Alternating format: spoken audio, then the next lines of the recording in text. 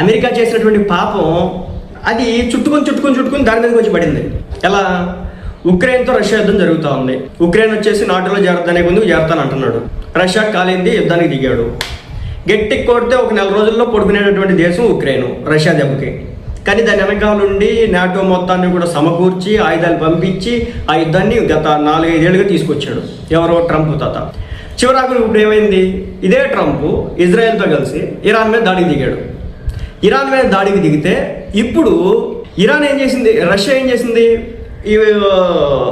ఇరాన్కి drones పంపించడం start చేసింది. నిన్న మొన్నటి వరకు కొక్కేడుపులు ఏడ్చినాడు ఆ వ్యక్తి, ఎవరు? ట్రంప్. రష్యా దగ్గర నుంచి భారత్ ఆయిల్ కొనేస్తుంది, దీంతో అది ఫండింగ్ అవుతుంది, డబ్బంతా ఉక్రెయిన్ మీద యుద్ధం చేస్తూ ఉన్నారు, అది రక్తపు కూడా అన్నట్టు ఈ వ్యక్తి మాట్లాడినాడు. ఈరోజు అదే రష్యా దగ్గర నుంచి ప్రపంచంలో ఉన్నటువంటి అన్ని దేశాలు కూడా ఆయిల్ కొనండి, లేకపోతే కనుక ఆయిల్ ప్రైజెస్ తీవ్రంగా పెరిగిపోతాయి అని చెప్పేసి ఆంక్షలు తీసేసినాడు. అసలు వెస్టర్న్